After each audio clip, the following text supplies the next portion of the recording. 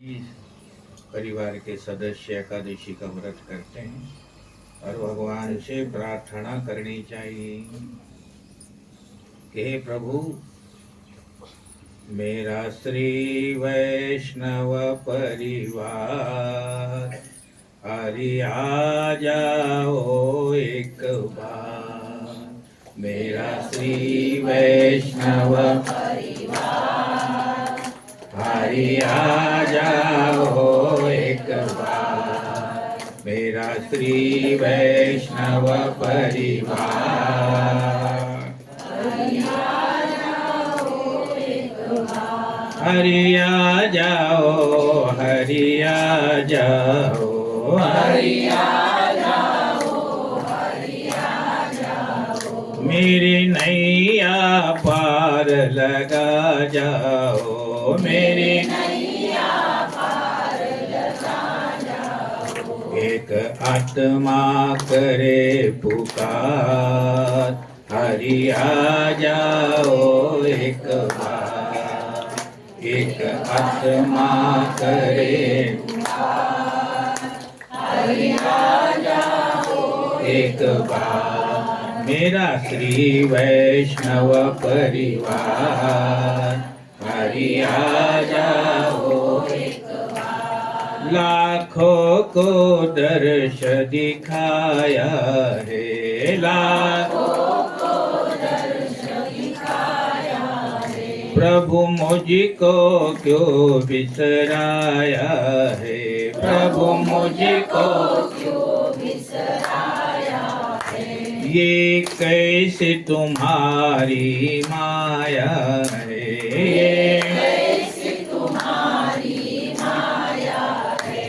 नित बहती आंसुओं की धार हरि आ जाओ एक बार।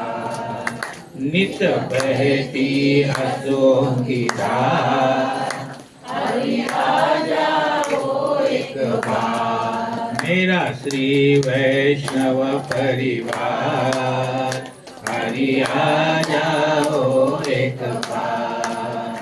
मेरा श्री वैष्णव परिवार हरि आ जाओ एक बार। तुमसे बिछड़े युग बीत गए, तुमसे बिछड़े युग बीत गए। मुझसे हरि तुम क्यों अब रूठ गए, मुझसे हरि तुम क्यों अब रूठ गए। मैं हार गया तुम जीत गए, मैं हार गया तुम जीत गए। अब दर्शन दो साकार हरि आ जाओ एक बार। अब दर्शन दो साकार हरि आ जाओ एक बार। मेरा श्री वैष्णव परिवार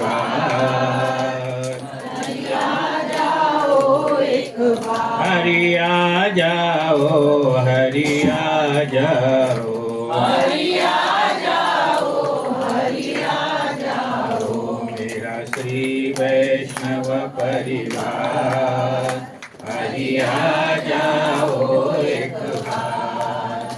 मेरा श्री वैष्णव परिवार हरि आ जाओ एक बार। वैष्णव परिवार आज भागवती एकादशी और वैष्णव परिवार, वैष्णव किसको कहते हैं? एकादशी का व्रत करना उसको भी वैष्णव कहते हैं। भगवान विष्णु की उपासना करना उसको भी वैष्णव कहते हैं। वारी करना उसको भी वैष्णव कहते हैं। माला जाप करना उसको भी वैष्णव कहते हैं। लेकिन वैष्णव की परिभाषा नरसिंह भगत को पूछा गया कि वैष्णव किसको कहते हैं? वैष्णव उसको कहते हैं वैष्णव जन तो तेने कहिए जो पीर पराई जानी रे, पीर यानी दुख, जो दूसरे के दुख को समझता है वो वैष्णव है। चिन्हों से वैष्णव नहीं होता, ध्यान रखना। केवल चिन्ह चाहिए, ये हमारी संप्रदाय है, हमारा धर्म है, हमारी मर्यादा है, चाहिए, पर केवल नहीं।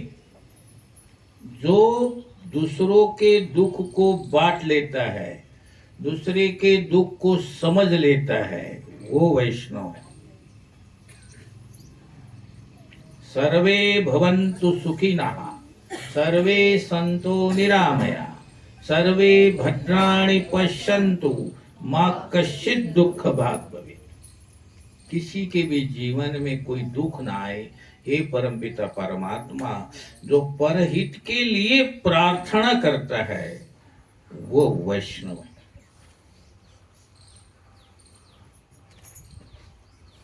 गले में तुलसी की माला डालना ये वैष्णव के लक्षण है। एकादशी का व्रत करना ये वैष्णव के लक्षण है। नित्य परमात्मा का ध्यान करना, विष्णु की उपासना करना ये वैष्णव के लक्षण है। लेकिन वैष्णव के असली लक्षण ये है कि परहित सरिस, रामायण में चौपाई है, तुलसीदास जी ने बताया, परहित सरिस धर्म नहीं भाई, पर पीड़ा सम नहीं अधमाई। दूसरे का हित करने के समान धर्म नहीं, दूसरे को दुख देने के समान अधर्म नहीं, है कि नहीं? तुलसीदास जी हर जगह हमें सावधान करते हैं। परमार्थ है जिनके मन माही, ताको जग दुर्लभ कछु नाई। जो व्यक्ति परमार्थ का काम करना चाहता है, परहित का काम करना चाहता है, उसको किसी भी संसार में किसी भी चीज की उसके लिए दुर्लभ नहीं है, वो सहज हो जाता है, कोई दुर्बल नहीं। तुम एक बार भगवान का पंथ पकड़ो, पंथ यानी रास्ता, परमात्मा का रास्ता पकड़ो, तो अपने आप प्राप्त हो जाता है। केवल बनना चाहिए वैष्णव। वैष्णव बनना बहुत जरूरी है, क्योंकि वैष्णव संत एकनाथ महाराज वैष्णव थे। वो पर पीड़ा को समझते थे। इतने धूप में गधा यानी गाढ़ो चिल्ला रहा था, तो उन्होंने गंगा जल, गंगोत्री से गंगा जल लाया और उनके मुख में डाला। परहित वैष्णव थे, वो दूसरे का हित जानते थे। एकादशी का व्रत सफल जब होता है, हम अपना दुख भूल जाए और दूसरे के दुख के लिए भगवान से प्रार्थना करें, निवेदन करें, हे प्रभु मेरे आस पास में, मेरे अड़ोस पड़ोस में कहीं भी कोई दुखी आदमी ना हो, सबको पहला सुखी करना और उसके बाद मुझे सुखी, आपकी इच्छा हो तो। अपने लिए कभी सुख नहीं मांगने का, कभी नहीं सुख मांगने का। हाँ, अगर आप सतत नाम स्मरण करेंगे, सतत निरंतर नित्य परमात्मा का ध्यान करेंगे, तो सुख आपको छोड़ के जाएगा ही नहीं। हम भगवान को भूल जाते हैं, इसलिए सुख हमें हमारे से दूर भाग जाता है। परमात्मा को कभी भी भूलना नहीं, परमात्मा हर वक्त साथ है। लेकिन सुख कहाँ है? कोई कहते हैं कि भी ये बाबा लोग है, महाराज लोग है और बहुत सुखी है, तो ऐसे दूसरे की सुख की ना करो, तुम भी सुखी हो सकते हो। तो सुख के लिए क्या है? बाबा लोग जो है उनके पास सबसे बड़ा एक खजाना है, वो खजाने के कारण वो सुखी है। अब तुम्हारा खजाना आज येतो कल जातो, त्या खजानामध्ये सुख नहीं मिलत। ध्यान सुनो, तुलसीदास जी को पूछा तुम्हारे पास कौन सा खजाना है? तुलसीदास जी कहते हैं रामायण के चौपाई में, सब ही विचार करहु मन माही, सब ही विचार करहु मन माही। राम लखन सिय बिन सुख नाही। राम लखन सिय बिन सुख नाही। तुलसीदास जी को पूछा, सुख का भगवान के नाम में है, भगवान के नाम में सुख है। ये महात्मा लोग, ये महाराज लोग भगवान में पागल होते हैं, भगवान के नाम का स्मरण नित्य निरंतर। थोड़ा दुख आ गए तो कहते हैं कृष्णाय वासुदेवाय हरे परमात्मने प्रणत क्लेश नाशाय गोविंदा। किसी को दुखी को देखा और वो पीड़ा पा रहा है, दुख पा रहा है, तो उसके लिए भी कहते हैं कृष्णाय वासुदेवाय हरे परमात्मने प्रणत क्लेश नाशाय गोविंदाय। तुलसीदास जी कहते हैं भगवान के नाम में सुख है। राम लखन सिय बिन सुख नाही। राम सत्य है, सीता भक्ति है, लखन समर्पण है। जब तक जीवन में सत्यता, समर्पण और भाव के भगवान के प्रति आसक्ति का नाम भक्ति जब तक नहीं है, तब तक सुख मिळणारच नाही कुठेही जा तुम्ही। देवापाशी सकाळी उठून मागायचं, द्या मला सुख द्या, मला सुख द्या। देव कोई सुख वाटायला बसलाय का? नहीं। कर्म प्रधान विश्व करी राखा, जो जसं करई तसं फल चाखा। तुम जैसे वाणी से, मन वचन कर्म से जसे कर्म कराल तसं सुख मिळेल, दुःख मिळेल। देव ना कोणाला दुख देतो ना कोणाला सुख देतो। सुख देने वाला, दुख देने वाले तुम स्वयं हो। तुलसीदास जीला विचारलं, हे सुख दुख कशासाठी मिळतात, कोण देतो? तुलसीदास जी ने कहा, कौन काहू सुख दुख कर दाता। निज कृत कर्म भोग सब भ्राता। कोई किसी को दुख नहीं देता, कोई किसी को सुख नहीं देता। अपने हाथों से ही सुख पैदा करता है, अपने हाथों से ही दुख पैदा करता है। सुख दुख के दाता यानी उत्पत्ति करने वाले तुम स्वयं,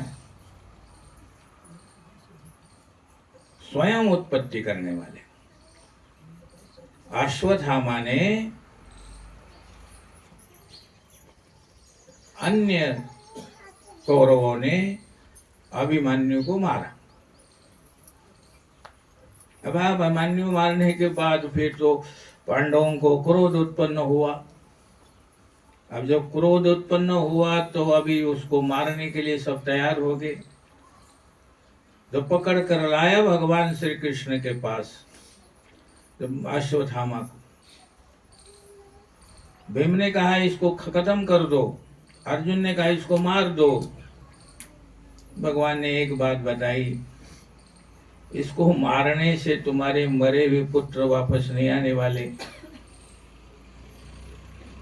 तुम एक काम करो, ब्राह्मण का अपमान ही ब्राह्मण की मृत्यु तुल्य होता है, यानी कि मृत्यू के बराबर होता है। अगर किसी ब्राह्मण का अपमान केला झाला तर त्याच्याती तो ब्राह्मण, तो आप मराठीमध्ये बोलतो, तो अपमान मृत्यूच्या बराबर असतो। आता ते ब्राह्मण कोण? केवल ब्राह्मण कुल में जन्म लेने वाला सो ब्राह्मण नाही, ज्याच्या जीवनामध्ये शिष्टता है, जो भगवान के सिद्धांत के अनुसार जीवन जीता है, किसी भी वर्ण का क्यों ना हो, भगवान के सिद्धांत के अनुसार जो जीवन जीता है वो ब्राह्मण है।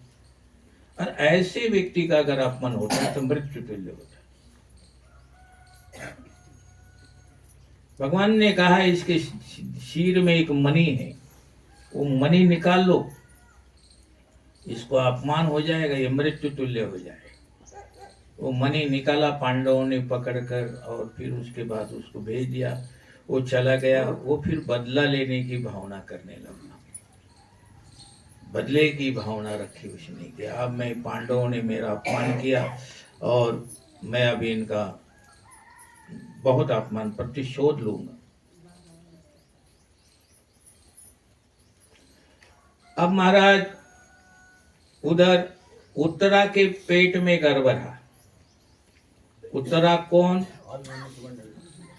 अभिमानूची मंडळी, मराठी में पत्नी को मंडळी। उत्तरा अभिमान्यु की धर्म पत्नी, उसके पेट में गर्भ है और वो गर्भ जो है वो पांडवों का उत्तराधिकारी है, क्योंकि अभिमन्यु तो चला गया था। अब वो पांडवों का उत्तराधिकारी है और उस गर्भ का नाश हो और पांडवों का नाश हो, इसलिए पर उसमें, क्योंकि उसके गर्भ में कौन होता? परीक्षित। उसके गर्भ में कौन था? हाँ, तो परीक्षित उसके गर्भ में था। तो अब कहने लगे कैसे करेंगे? उसको मारने के लिए अश्वत्थामा ने ब्रह्मास्त्र छोड़ा। जो ब्रह्मास्त्र छोड़ा तो उत्तरा का शरीर जलने लगा। उत्तरा व्याकुल हुई, दौड़कर भगवान श्री कृष्ण के पास पहुंची। दुख में किसी भी मनुष्य के पास जीव को नहीं जाना चाहिए। दुख आ गए तो भगवान के पास जाओ। घर में जहां पूजा पाठ करते हो आप, देवारा है, अगर दुख आलं तर ते हात पैर धुवून देवाऱ्यापाशी जा, देवाला दुःख सांगायचं।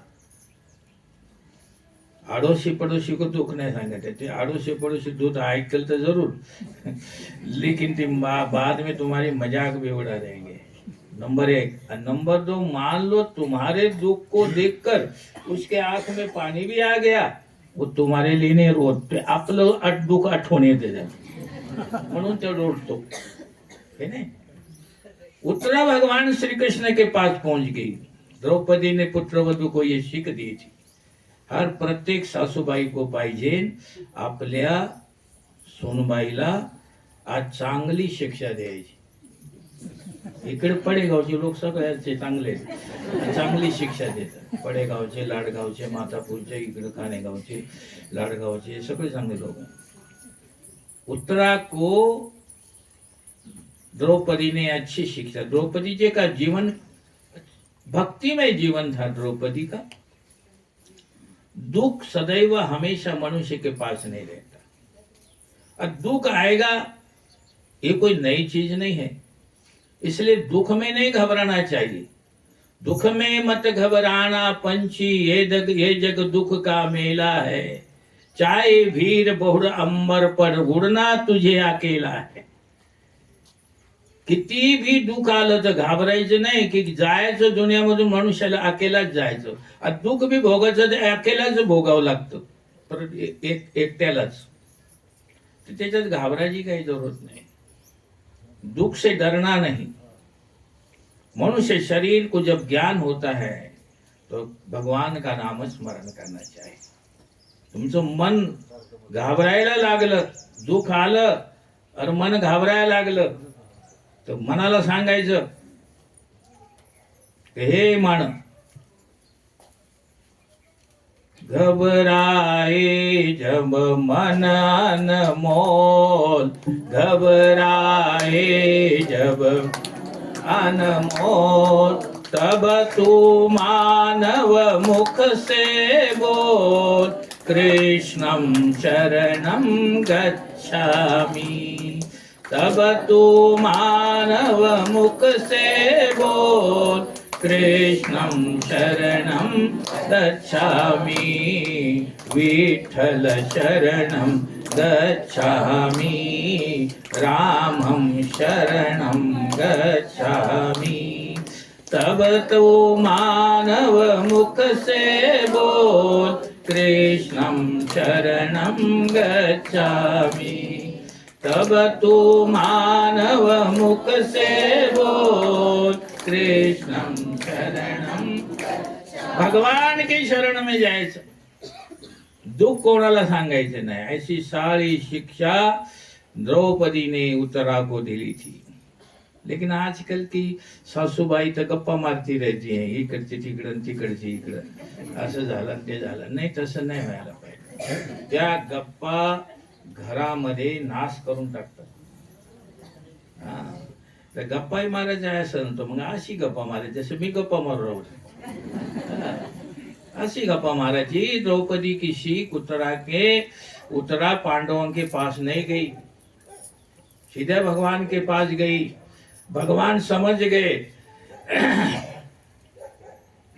भगवान ने एक लीला करी. उन्होंने उत्तरा के गर्भ में भगवान ने सूक्ष्म रूप से प्रवेश कर दिया.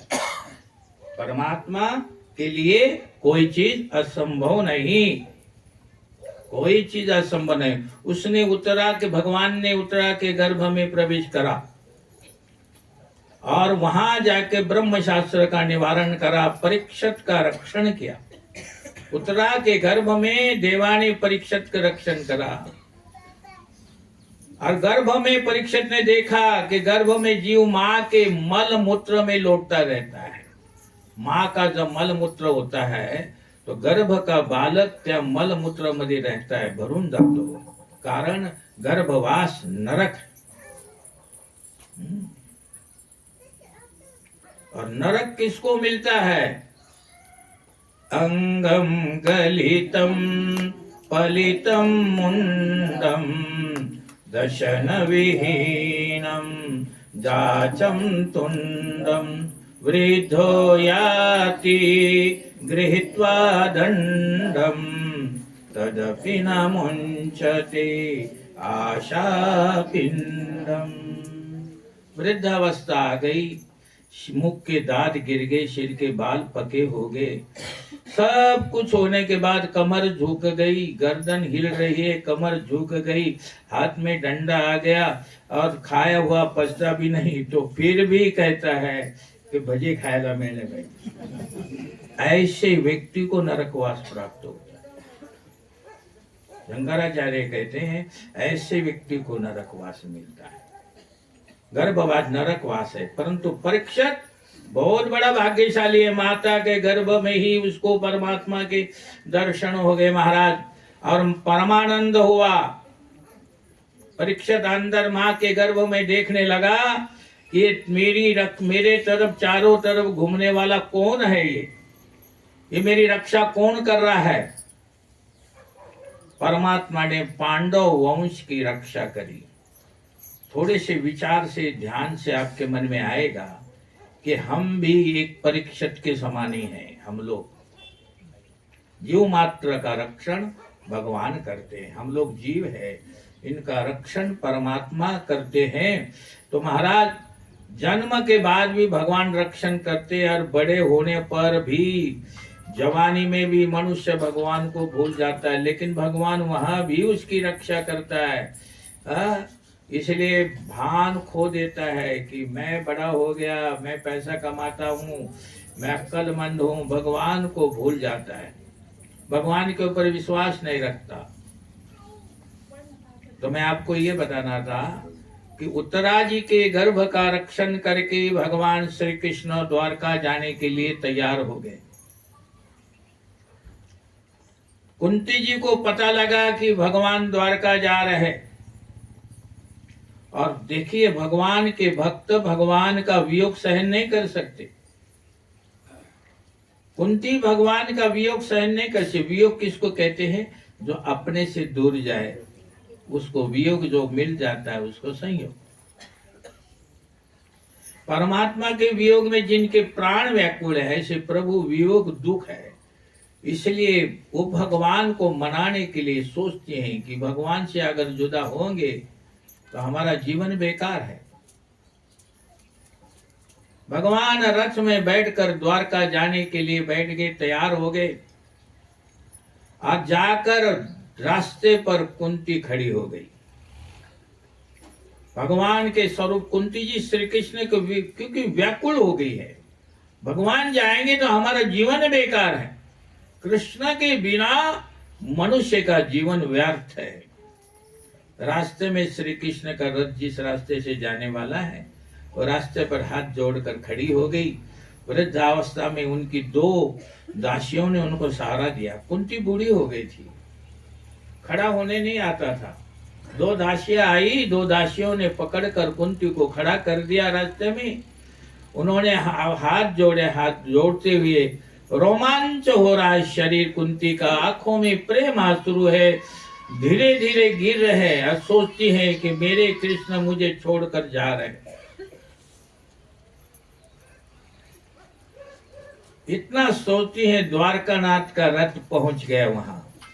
भगवान ने देखा, अरे बुआ रास्ते में खड़ी है। बुआ यानी आत्या, आत्या रास्ते में खड़ी है। श्री कृष्ण ने रथ खड़ा करवाया, स्वयं रथ से उतर कर नीचे आए। आने के बाद रोज नियम था, भगवान श्री कृष्ण कुंती को प्रणाम करते थे। भगवान का एक नियम था, रोज जब आए तो उसने भगवान ने देखा, पूछा कि ये क्या कर रहे हो? आपके मैं भाई का पुत्र हूं। कुंती कहने लगी, मैं भी आपको हाथ जोड़ती हूँ। भगवान ने कहा, आप क्यों जोड़ते हो हाथ?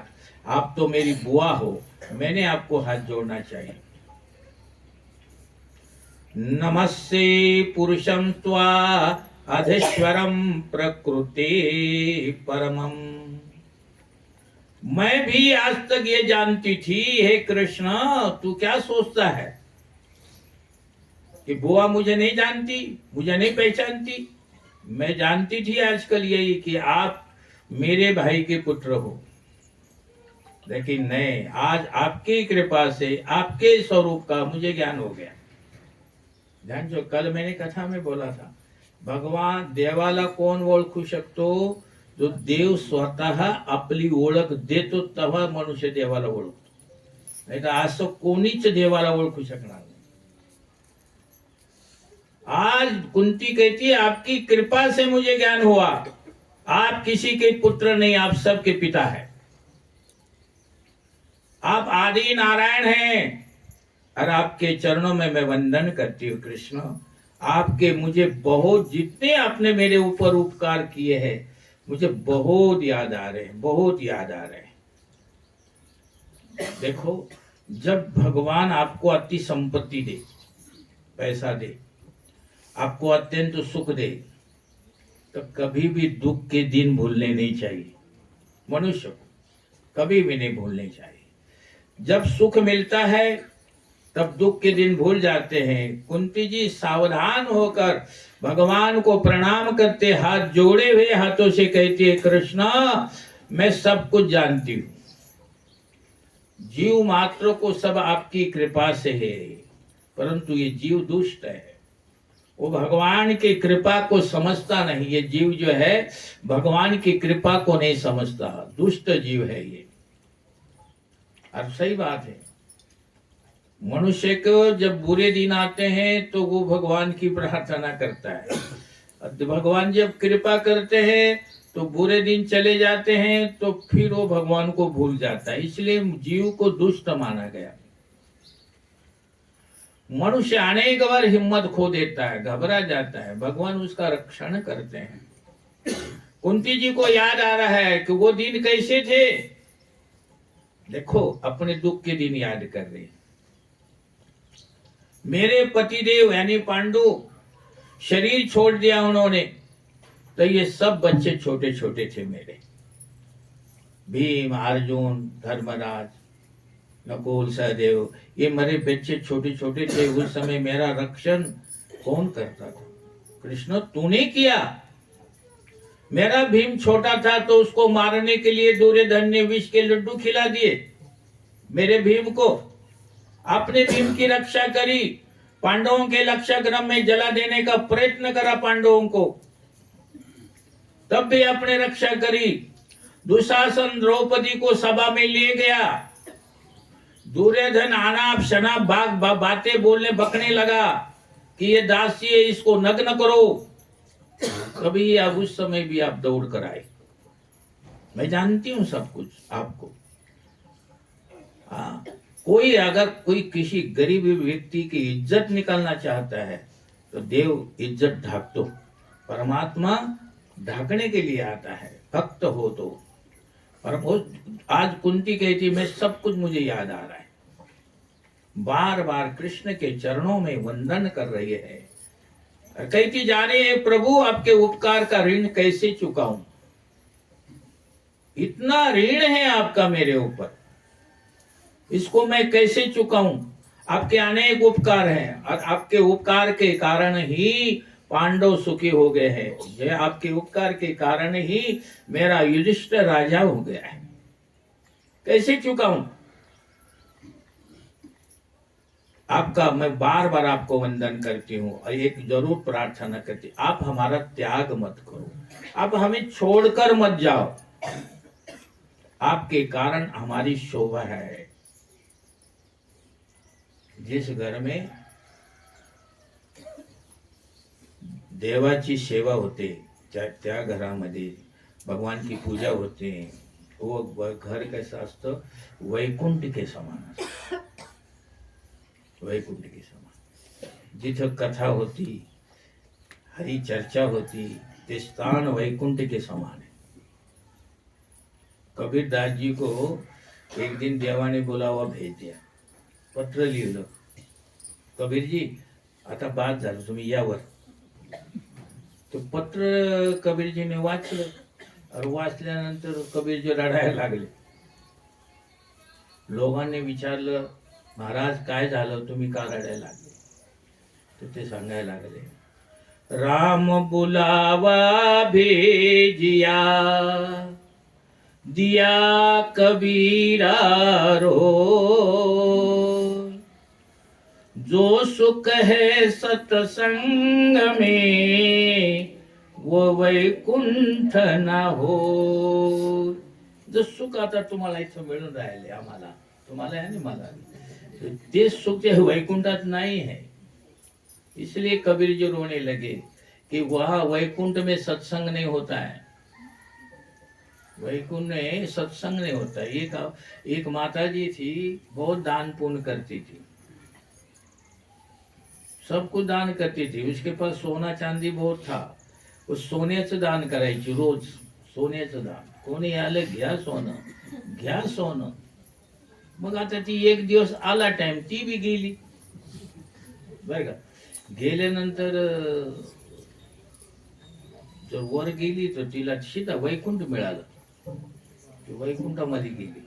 हा हा हा, सोन्याचा बंगला, सोन्याचे आसन, सोन्याची खुर्ची, सोन्याचं गलास, सोन्याचं सोनं सोनं, तिकडं पाहिलं ते तिकडं सोनं, तिला फार आनंद झाला, ती सोनं सोनं सोनं सोनं सोनं सोनं। एक दिवस झाले, दोन दिवस झाले, तिच्या जिथं सोन्याचा महल होता वैकुंठ मध्ये, त्याच्या पुढून एक रास्ता जात होता, त्या रास्त्यामध्ये देव और रुक्मिणी, भगवान लक्ष्मी और नारायण दोनों मॉर्निंग वॉक करते थे, सब फिराइए तिकडून असे ते फिरायचे। तो ती माई को क्या हो गया, वो सोने के महल में रहती थी, लेकिन एक दिन हो गया, 4 दिन हो गया, 8 दिन हो गया, पोटाच काहीच नाही ना, सोनं कसं खायचं, पोटाचं काहीच नाही। ती एक दिन देवाला म्हणली, बोल हात जोडून, देवाने का कसं काय माताजी बरं आहे, आनंद घ्या आनंद घ्या। बोले आनंद क्या घ्या, 8 दिवस झालं पोटात काहीच नाही, इथं आटा नाही, इथं साखर नाही, इथं तेल नाही, काही नाही, सोन्याचा ते दिला बंगला मला, फक्त भगवानने सांगितलं तूने जे दिलं ते तुला मिळालं। एक दिवस मी तुझ्या घरी आलो होतो और मी पीठ मागायला आलो, आलक तूने कहा पुढं वय जा पुढं। फिर मी दुसरे तीसरे दिन फिर आलो, तूने फिर भी मला दिलं नाही, तू पीठ मला दिलं नाही तर तुला पीठ मिळणार नाही, जैसा बोगे वैसा काटो। आज ये सगळे उपकार आज कुंती को याद आ रहे हैं कि देवा तुम्ही आमच्यासाठी काय काय नाही केलं। बस माझी एक इच्छा है। देवाने का बोलो बुआ आपकी क्या इच्छा है, बोल। बोले देखो आपके कारण मेरे घर की शोभा है, तुम हमारे घर थे, तुम्हारे कारण पांडवों की शोभा है, जिस घर में भगवान की सेवा होती है उस घर में भगवान के नाम का कीर्तन भजन पूजन होता है. लेकिन जिचं सेवा नाही होत त्या घरामध्ये काहीच होत नसतं. ते घर कसं असतं? विरान. ते कसं असतं? स्मशान भूमी की तरह शांत असतं. कुंती कह रही है कि हे नाथ कृपा करो, हमारा त्याग ना करो, आप हमें छोड़कर कहीं मत जाओ. भगवान ने हंसते हुए कहा, भगवान ने कहा बहुत दिन हो गए मैं रहा यहाँ, आता बुवा जायला पाहिजे ना. आता मी ज्या कामासाठी माझा अवतार झाला ते कार्य पूर्ण करायला चाहिए ना. यदा यदा हि धर्मस्य ग्लानिर्भवति भारत अभ्युत्थानम् अधर्मस्य तदात्मानं सृजाम्यहम्. तुलसीदास जी कहते यहाँ, जब जब होई धर्म की हानि बाढ़ई असुर महाभिमानी, तब तब प्रभु धरी विविध शरीरा हरई कृपा सिंधु सज्जन पीरा. सज्जन व्यक्ति के दुख हरने के लिए, दुष्टों का नाश करने के लिए भगवान आते हैं. और तो अभी भगवान ने कहा मुझे जाना है, मैं अपने कर्म मुझे भी करने हैं, मुझे जाना चाहिए, क्योंकि द्वारका से अनेक संदेश आए हैं, मला जायला पाहिजे, मुझे जाना है. कुंती जी ने हाथ जोड़कर कहा, आपको अनेक बार मैंने देखा है कि हरि अनंत हरि कथा अनंता, कहि सुनई बहु विधि सब संता. तुम एक नहीं हो, तुम अनेक हो. एक रूप घेऊन जा तिकडे द्वारकाला, लेकिन एक रूप घेऊन माझ्यापाशीच राहा, अशी कुंती म्हणते. मला सोडून नका जाऊ तुम्ही, माझ्यापाशी एक रूप असू द्या तुमचं, तिकडे जायचं जावा. परमात्मा तो स्वतंत्र है ना, भगवान स्वतंत्र है, हम लोग परतंत्र है. तुलसीदास जी कहते हैं, परवश जीव स्ववश भगवंता, जीव अनेक एक श्रीकंता. परमात्मा स्वतंत्र है, देवाला सगळं करावं लागतं. जो भगवान के पास सगळं शक्तिमान है. इससे कुंती जी ने कहा, भले आप द्वारका जाइए, लेकिन मेरी एक इच्छा है वो भी पूरी करके जाइए. बोलो. देखिए भगवान ऐसी कृपा करो. बोले क्या? विपदा संतोन शश्वत तत्र तत्र जगद गुरु भवतो दर्शन यक्षत पुनर्भवर दर्शनम. एक कृपा करो. बोले क्या? दे ऐसा है, मेरे जीवन में पल पल में दुख आए. किती विचित्र मांग है कुंती की. हम दुख के लिए देवापाशी जाते, देवा दुख हारवा. ती कुंती दुख मांगते. देवाला हंसी आली. देवाने कहा, दे बुआ तेरे ऊपर किती दुख आले, तू फिर भी दुख मांगती है. कशासाठी एवढं दुख मांगती तू? किती आले पाहिजे? विपत्ति विपत्ति विपत्ति आई. जिस सुख में भगवान को भुलाया जाता है वो संपत्ति भी विपत्ति बन जाती है. और जब विपत्ति बन जाती है तो शरीर में रोग होता है, मन में रोग होता है, वाणी में रोग होता है. हनुमान जीला विचारलं तुलसीदास जी ने की मनुष्याच्या जीवनामध्ये दुःख कधी येतं. तर हनुमानजीने तुलसीदासला सांगितलं, कह हनुमंत विपत्ति प्रभु सोई, जब तव सुमिरन भजन न होई. हनुमान जी ने कहा, ये जब तक सिमरन और भजन नहीं होगे तब तक विपत्ती तुम्हाला सोडून जाणार नाही. ज्याला विपत्तीचा नाश करायचा त्याला देवाचं स्मरण करायला पाहिजे, पूजा करना चाहिए, स्मरण करना चाहिए. सुख में जीव भान गवा देता है. अति सुख प्राप्त होना भी अच्छा नहीं, ध्यान रखना. ज्यादा सुख भी चांगलं नसतं. कहे ज्यादा सुख नहीं. अभी मेरा जीवन ऐसा ही है. अभी उधर वृंदावन में बड़े बड़े कथाकार हैं और एक सेकंड में आकाश में चढ़ने वाले हैं. वो इतने चढ़ जाते हैं ऊपर, इतने चढ़ जाते हैं. और जो तुम्हाला माहिती आहे, जो नारळाच्या झाडावर चढणार खाली पडायला टाइमच नाही लागत म्हणते. ते ऐसे मी पाहतो, आहे की नाही. याच कारण आहे की ज्यादा सुख आलं ते सांभाळता येत नाही. ज्यादा सुखामध्ये मनुष्य अंधा होऊन जातो, अंधाळा होतो, बहिरा होतो, कोणाला पाहतच नाही, बहिरा होतो, कोणाचं ऐकतच नाही. ते सुख जे है फिर दुख लाता है, ती संपत्ति विपत्ति आणते. इसलिए मनुष्य का स्वभाव ऐसा है, मार पड़ने बिना वो सुधरता नहीं. भगवान कई बार कहता है मार पड़े बिना स्वभाव नहीं सुधरता. और मैंने कल परसों बताया स्वभाव किस कोणाला कशाला म्हणतात. आमच्या प्रत्येक व्यक्तीच्या अंगामध्ये तो असतो. जसे पहिलं स्थूल शरीर, त्याच्यानंतर सूक्ष्म शरीर, त्याच्यानंतर कारण शरीर. त्या कारण शरीराला स्वभाव म्हणतात. तुम्ही त्या खानदानामध्ये जन्म घेतला ते कारण शरीर, तो स्वभाव शरीर. त्या स्वभावाच्या कारण तुमचं ते काम चांगलं झालं, त्या स्वभावाच्या कारण तुमचं ते काम बिघडलं. स्वभाव. और स्वभाव ऐसा होता है, स्वभाव भी जब सुधरता जब देवाची मार पड़ती है. जब तक देवाची मार नहीं पड़त तब तक मनुष्य का स्वभाव नहीं सुधरा. कुंती इसी दुख से दुखी मांग रही है भगवान से कि मैंने बहुत सुख मुझे नहीं चाहिए, इतना सुख मिले कि सुख भोगते भोगते भगवान का स्मरण हो. धन संपत्ती कोणाला वाईट वाटते, लेकिन धन संपत्ती आल्यानंतर देवाला बी नाही सोडायचं. ते देवाला सोडतो ती धन संपत्ती विपत्तीचा रूप घेते, बिमारीचं रूप घेते, दुःखाचं रूप घेते, संकटाचं रूप घेते. काही बार लोक म्हणते अरे याला काय झालं, याच्या पैसे तर फार पैसा होता, तो पैसा काय करणार हो. पैसा काहीच नहीं करे. कुंती ने कहा संपत्ति का मद, विद्या का मद, जवानी का मद, अधिकार का मद, ये सब भगवान को बुलाया जाता है. यानी कि जिसके अंदर ये मद आता है तो देवाला विसरून जातो. और ये चारों मद, संपत्ति का, विद्या का, जवानी का और अधिकार का, ये चारों मद जब एकत्र हो जाते हैं तो त्या मनुष्य का चुरा करून टाकतात.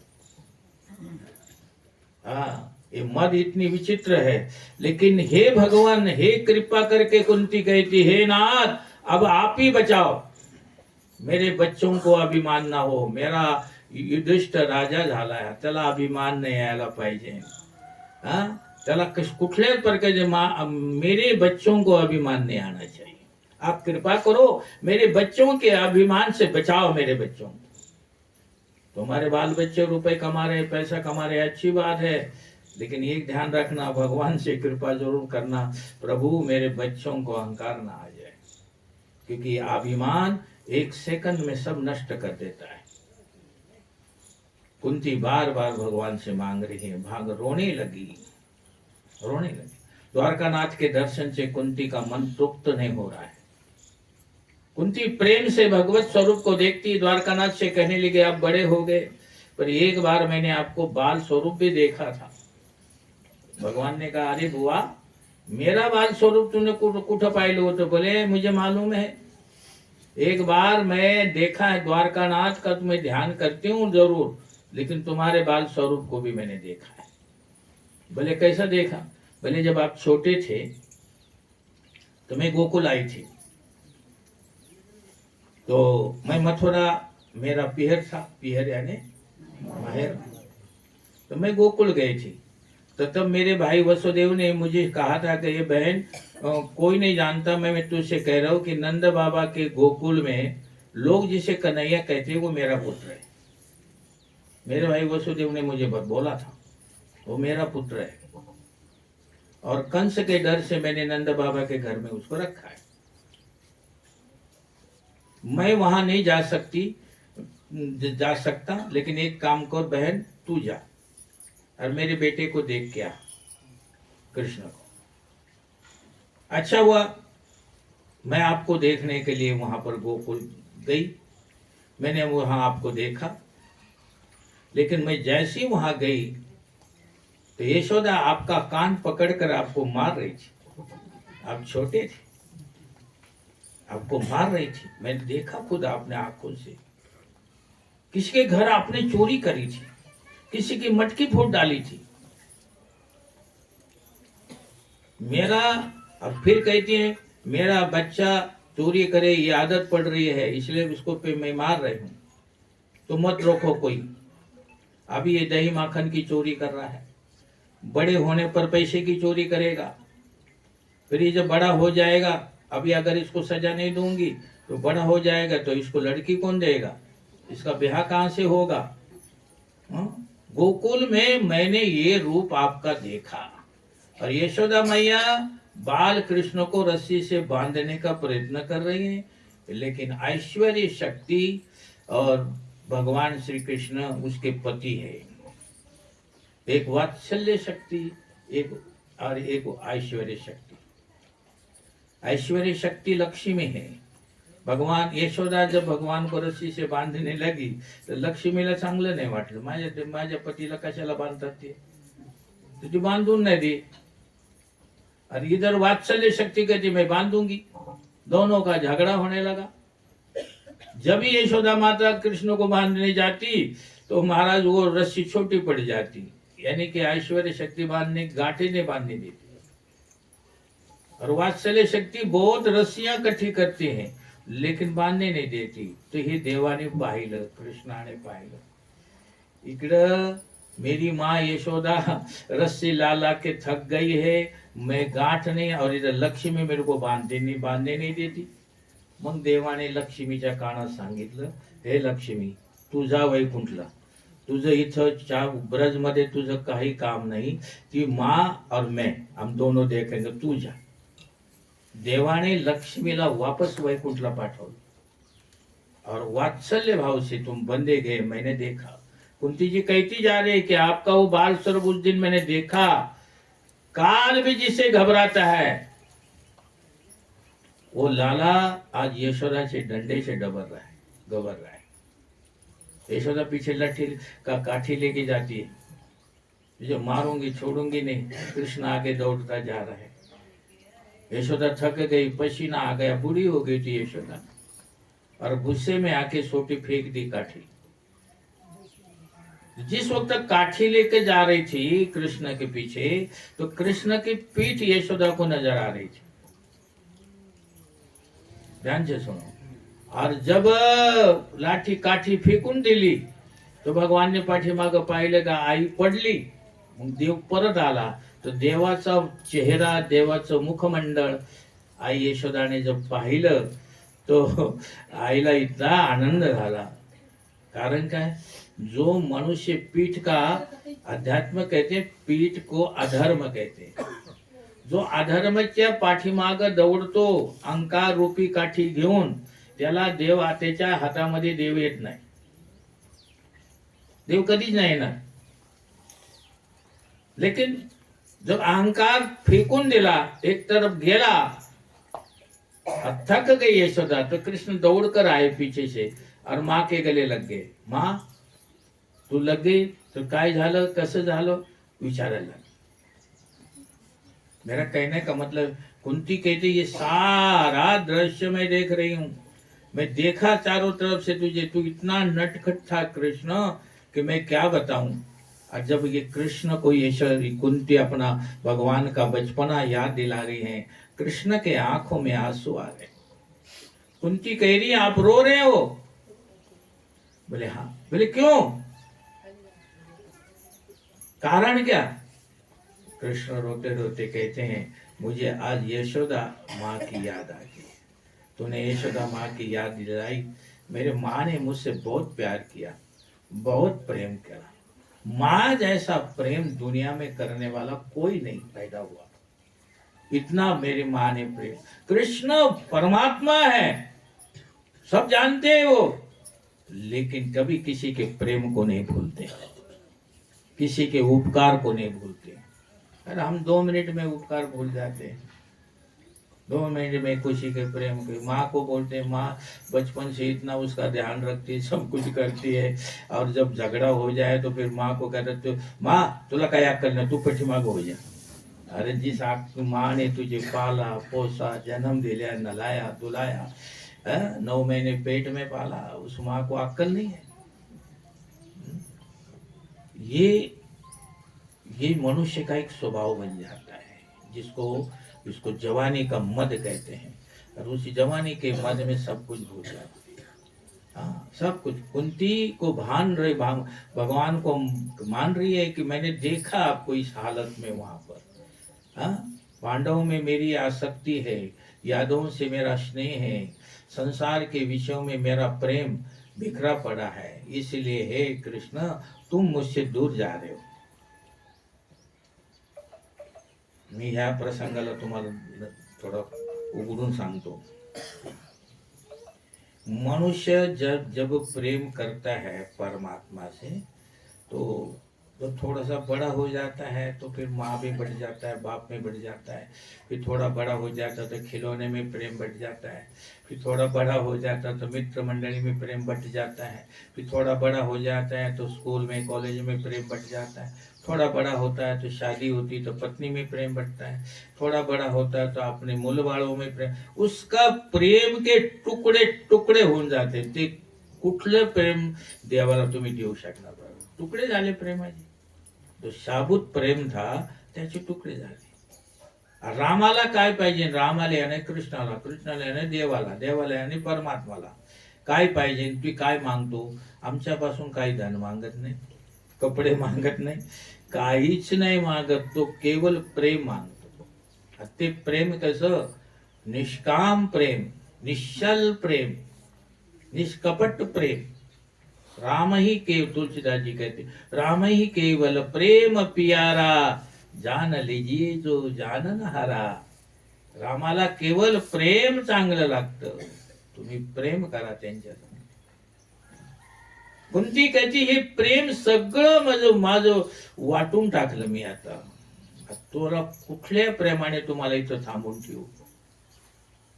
कुठं तुम्ही कसे राहणार आहेत? द्वारका जाने के लिए कृष्ण तैयार थे, फिर भी द्वारकानाथ वापस आए।